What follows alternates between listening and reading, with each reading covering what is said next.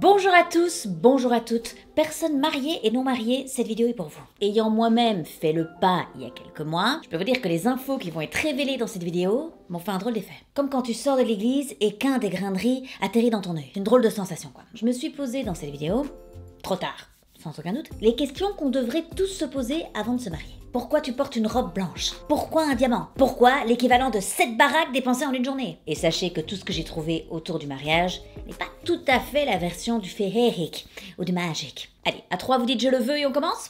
Oui, on va pas dégommer toutes les traditions non plus, hein. Mesdames, messieurs, bienvenue dans ce nouveau, ce qu'on vous a jamais dit.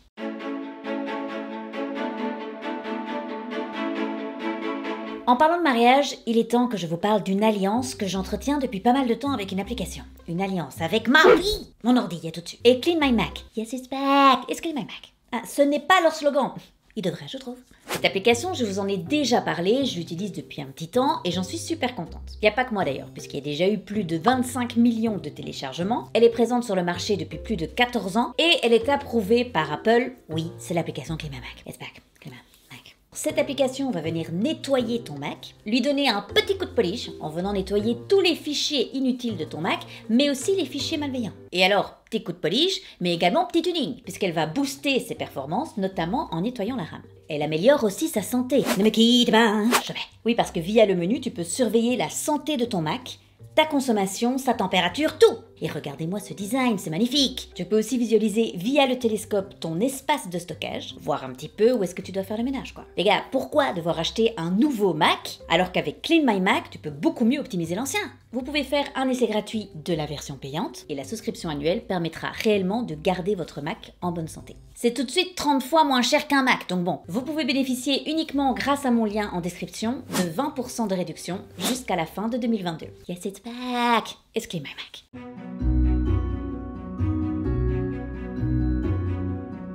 Dans l'inconscient collectif, la mariée toute de blanc vêtue est devenue finalement l'ultime référence. Et plus important encore, on pense que dans toute l'histoire, ça a toujours été le cas. Oh boy, on pouvait difficilement être plus loin de la vérité. Parce qu'avant, la consigne pour la tenue de la mariée était d'une simplicité déconcertante et beaucoup moins contraignante. Mettez, un truc sympa de votre garde-robe, voilà. Il n'y avait d'ailleurs pas spécialement de couleur ou de robe particulière pour la robe de la mariée. Le résultat, c'est qu'avant, on a eu droit à des robes de toutes les couleurs possibles et imaginables.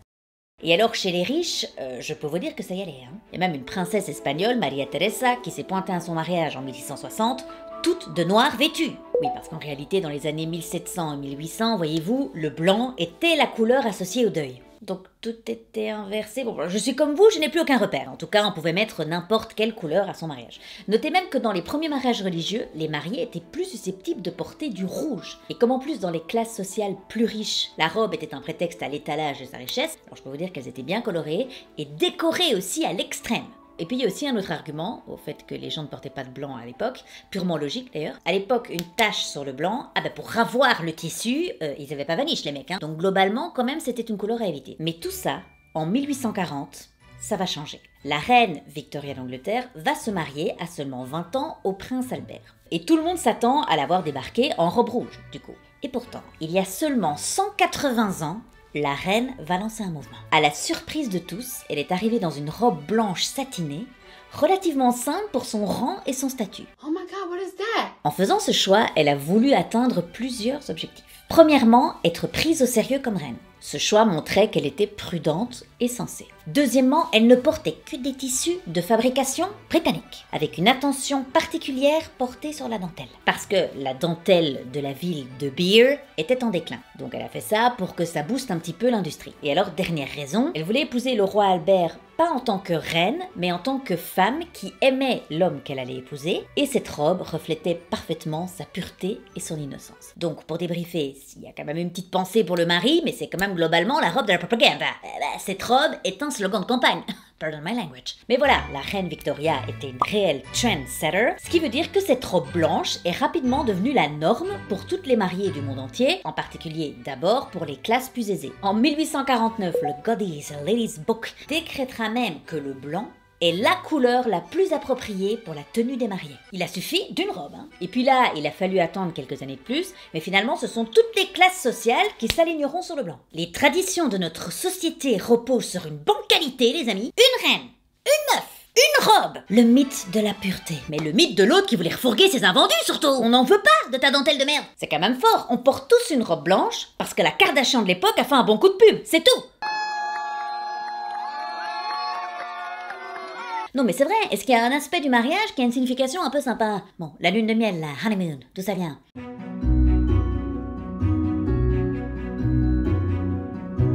Dès que tu te mariais, on donnait du vin de miel à la mariée pour qu'elle tombe enceinte le plus vite possible. On faisait boire du miel fermenté, probablement dégueulasse, à la mariée pendant le premier mois de son mariage, calculé sur le cycle lunaire, donc lune de miel, et ce, dans le but d'améliorer la conception d'un enfant. Je peux savoir comment on est passé de ça à un voyage aux Seychelles à boire des pina coladas? Mais évidemment, pina coladas non fermentés, de quoi tu me parles? Quel est le raisonnement de notre société? J'exige de comprendre! C'est au 19e siècle, en Angleterre, que la honeymoon devient un voyage en amoureux. Un voyage pour que les jeunes mariés apprennent à se connaître, puisque avant le mariage, ils se connaissaient pas. Mais maintenant, on se connaît! Donc pourquoi dépenser la moitié d'une baraque pour aller à l'autre bout du monde boire un verre avec un mec que tu vas côtoyer tous les jours? Ça devient très épuisant, vos non-sens, hein, je vous le dis!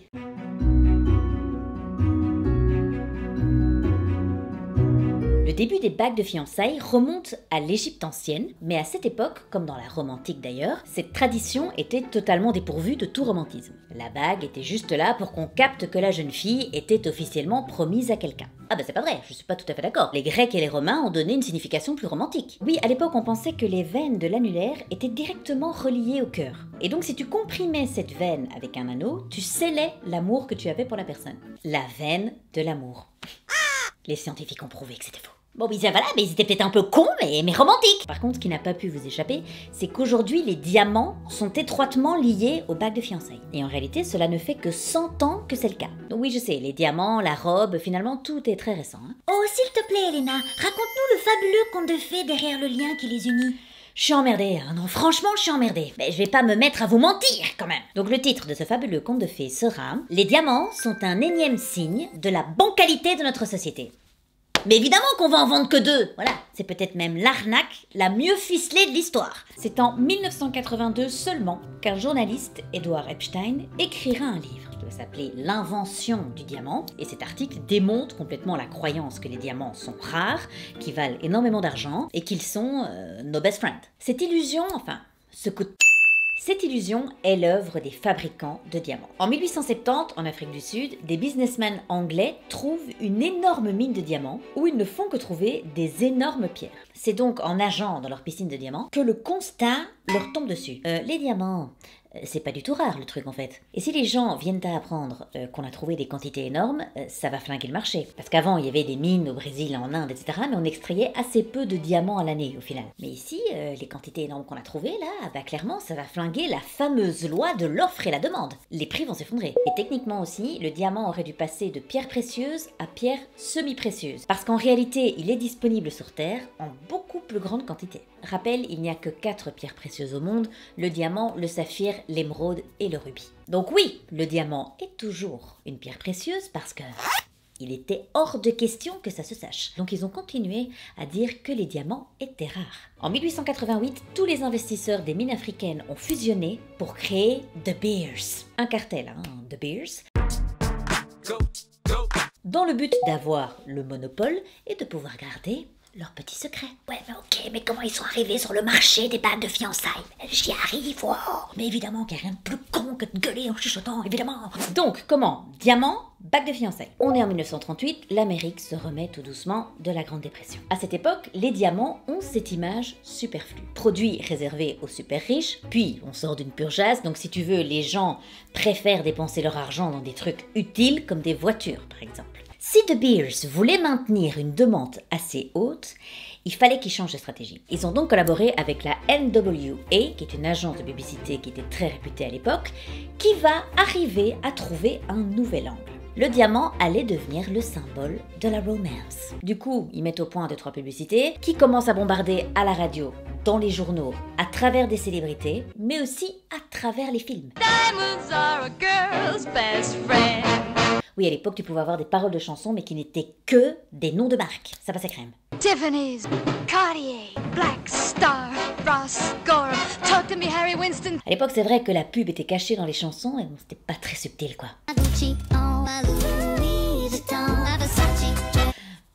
Alors que l'air de rien, même Marilyn a tenté de nous mettre en garde. No, no, no, no, no, no, no. En 1941, le marché du diamant avait déjà fait plus 55%. Et alors, quand De Beers est arrivé avec son nouveau slogan « Diamond is forever », ça a définitivement scellé le bazar. Et ah oui, et dernière idée, plus le diamant est gros, plus vous avez d'amour pour votre femme, évidemment. Hein. Ne l'oubliez pas. Tout n'est qu'une vaste blague. De Beers! How else could 2 months' salary last forever? De Beers. How 2 months of salary can last forever? Ben, je sais pas, a house? Stock market? Des études? Enfin, pas mal de choses au final, hein? De Beers! Ben, donnez-moi une beer pour oublier tout ça, franchement. Et ça va, hein, oui, parce que je vous vois zioter depuis tout à l'heure. Heureusement, je connaissais l'histoire avant de me marier. Heureusement, c'est un saphir. Not me, De Beers!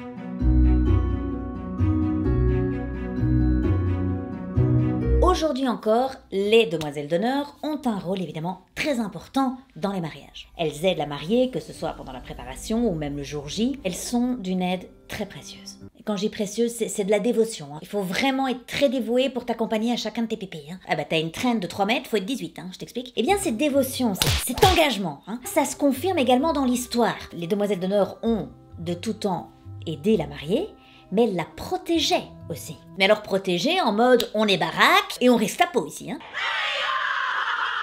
Oui, avant, les demoiselles d'honneur devaient aussi s'occuper de la mariée, mais aussi la protéger du mal, que ce soit des esprits ou des bandits. Dans la Rome antique, oui, moi non plus je peux plus les voir, mais qu'est-ce que vous voulez? On pensait que les mauvais esprits descendaient pendant les mariages, donc la mariée et les demoiselles d'honneur portaient des tenues similaires pour semer le doute.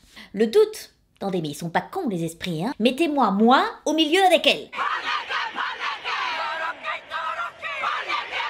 Ok, on est tout habillés pareil, mais je dénote. Ah bah si, on me capte tout de suite, hein. Ah, pardon. C'est vous la mariée, arrêtez. Et n'oubliez pas aussi que dans beaucoup de cultures, il y avait une dot, de l'argent, de la richesse, des meubles. Donc de nouveau, c'est le jour de ton mariage, mais t'es une putain de cible, hein. Donc je peux te dire qu'à l'époque, quand tu devais choisir ta demoiselle d'honneur, il n'y avait pas ce délire de « t'es ma meilleure amie, je te choisis ». Non, ça part en entretien pour trouver la perle. Ah?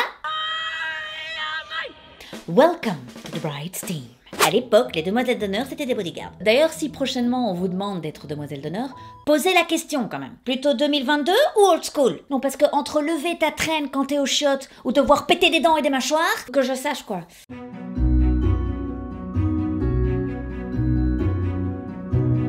Faites quand même gaffe quand vous vous appropriez des traditions parce qu'au final, vous ne savez pas vraiment d'où ça vient. Vous avez déjà sûrement vu des couples sur Insta ou autre où le mec prend une part du gâteau et il le met comme ça, un petit peu partout, sur la tête de la mariée. Dites, j'ai un doute, on n'a pas fait les photos avant? Oh, parce que là tout est foutu, hein? Eh bien, sachez que cette tradition vient de la Rome antique où à l'époque, le marié balançait, et pas gentiment, hein, une part de cake sur la tête de la mariée, et il faisait ça pour symboliser la dominance qu'il avait sur elle. C'est tout, sauf une célébration, hein. Ou alors on célébrait son trauma crânien, je sais pas, mais la vie de couple partait très mal, ça c'est sûr. Ensuite, l'envie vous prendra peut-être de jeter du riz sur les mariés, tradition qui remonte à un rite païen antique, où on lançait effectivement des graines de céréales sur les mariés pour garantir leur bonheur et assurer leur descendance. Ah, celle-là ça va. Oui, mais il existe une variante à cette tradition. Dans la Rome antique, oui, encore, eux, ils jetaient également des noix sur les jeunes mariés, car c'était un symbole de fécondité. Précision, en Rome antique, c'est un mariage ou c'est du racket? Non, parce que là, la mariée, elle se prend déjà un cake en plein dans les dents, et maintenant une noix dans l'œil, donc bon, la pauvre, elle était comme ça, elle avait pas encore bu son premier verre.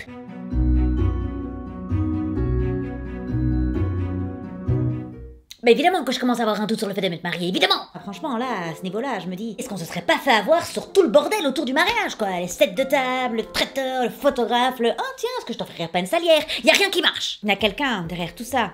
C'est ça, quelqu'un qui nous a susurré à l'oreille de dépenser un max de blé pour notre mariage. C'est ça? Qui est responsable de l'essor de l'industrie du mariage? Qui sont les plus doués du monde pour prendre n'importe quel concept et le rendre bankable? 3 lettres. USA. L'industrie du mariage, telle qu'on la connaît, est née dans les années 1920. Ah, il y a quelqu'un de nouveau dans le tableau. On est en 1934. Brides, le premier magazine sur le mariage, fait son entrée. Et il va jouer un rôle central dans la croissance du marché du mariage. C'est lui qui va lier le mariage à la consommation. Et c'est lui qui va aussi introduire des nouvelles traditions. Les entreprises de meubles, de cuisine vont commencer à envoyer leurs cartes de félicitations aux mariés, c'est important. Et si vous invitez, vous offrez des salières. Mais évidemment que ça n'a aucun sens. Vous achetez? Voilà, continuez de sourire, évidemment que ça va passer. So You're Going to Be Married était le premier titre du magazine. Les responsables auraient eu l'idée de ce magazine en lisant un article qui disait disait « Le commerce du mariage à l'épreuve de la dépression ». Mais attendez, c'était l'argument de De Beers aussi, c'est l'argument de tout le monde ça? Et il a fonctionné dans tous les secteurs? Mais bien sûr. Bright Magazine a poussé les grands magasins à avoir des rayons spécialisés mariage, et ouvrez des registres de cadeaux également. Ben oui, je vais les envoyer chez vous pour acheter la salière. Comment ça, vous avez pas salière? Ben pour autre chose, alors ils achèteront des rideaux, des coussins, des fourchettes, je sais pas. On trouvera, vous inquiétez pas, n'importe quoi, ils s'achèteront. Et alors évidemment, le lieu du mariage. Et oui, mademoiselle, il vous faut le plus bel endroit pour célébrer votre union. Et je crois que je devrais pouvoir t'avoir le plaza pour le mariage. Les hôtels construisaient des endroits rien que pour ça. Il faut continuer à répéter aux meufs que ce serait dommage qu'elles aient un moins beau mariage que leurs copines. Ciblez les meufs et mettez-les en compétition, elles dépenseront encore plus en set de table. Demi, honey, you look so cute! Dans les années 50, les coûts d'un mariage avaient augmenté de 3000% en Angleterre. Et la tendance s'est confirmée dans tous les pays industrialisés. Les marketeurs dans ces années-là, ils arrivaient de loin, mais tu savais pas les rater. Hein.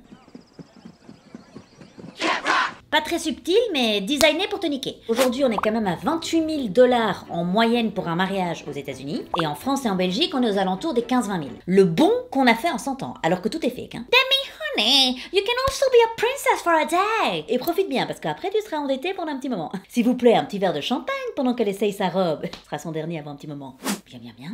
Eh ben bon, je me suis mariée il y a quelques mois, je vois bien que vous me jugez. Bon, j'ai attendu 12 ans pour me marier, je pense que j'ai fait ma part. Parce que si on garde le message qui est derrière, enfin notre message, puisque vous avez bien vu qu'au cours de l'histoire, le mariage n'a quasiment jamais été lié à l'amour. Bon, je dis dans l'histoire, alors qu'aujourd'hui même, la moitié des mariages sont encore arrangés dans le monde, la moitié. Donc les personnes, on est peut-être quoi, 8 dans le monde à se marier par amour, je sais plus. Je trouve que quand même l'idée de lier nos destins pour l'éternité devant nos familles et nos amis, c'est beau, non? Allez, une petite danse?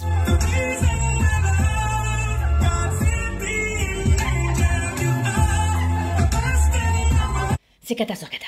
Vous êtes toujours là? Oui, les gens mariés sont partis, ça c'est sûr. J'espère que cette vidéo vous a plu. Si c'est le cas, laissez un commentaire, likez, dites-le moi. Je vous fais de gros bisous évidemment. Ah, la citation du jour, j'allais oublier, de Ellen Key. L'amour, même en dehors du mariage, est toujours moral. Un mariage sans amour est toujours immoral. On se voit dans 2 semaines pour le nouveau Ce qu'on vous a jamais dit, le dernier de l'année. Ciao tout le monde et puis je vous aime quoi. Ciao.